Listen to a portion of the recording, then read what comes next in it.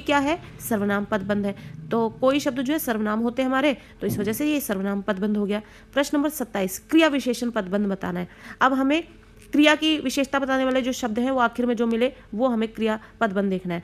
तो पहला देखेंगे, वह अब तक सो चुका होगा, ये तो सिर्फ क्रिया पदबंध है।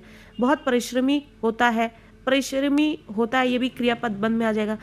तीसरा जो है, धीरे धीरे चला, वह लंगड़ाता हुआ बहुत धीरे धीरे चला। आप देखेंगे चला जो कि क्रिया है, उसके आगे धीरे धीरे शब्द लगा है जो कि क्रिया का विशेषण है, तो इस वजह से ये क्रिया विशेषण पदबंध में आ जाएगा।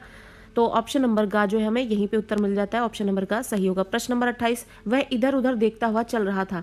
अब ये वाक्य है, इसमें हमें इधर उधर देखता हुआ अंडरलाइन करके दिया गया, हमें पदबंध बताना है।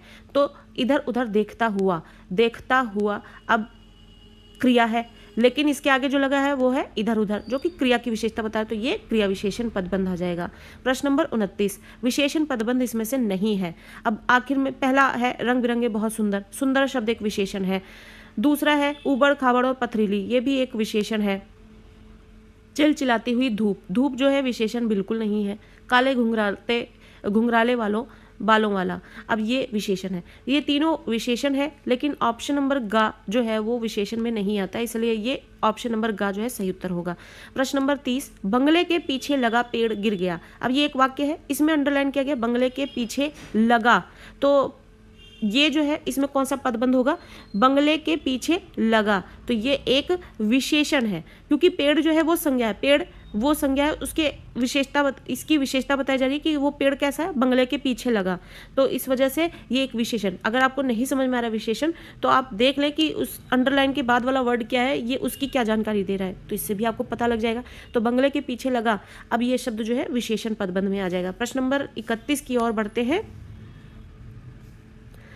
2 दिन पहले घर से लापता हुआ बालक मिल गया। अब ये एक लंबा सा वाक्य आपके सामने है जो कि अंडरलाइन किया गया है इसमें। 2 दिन पहले घर से लापता हुआ बालक, बालक शब्द पढ़ते ही आपको पता लग जाएगा कि ये एक संज्ञा शब्द है, तो ये संज्ञा पदबंध है।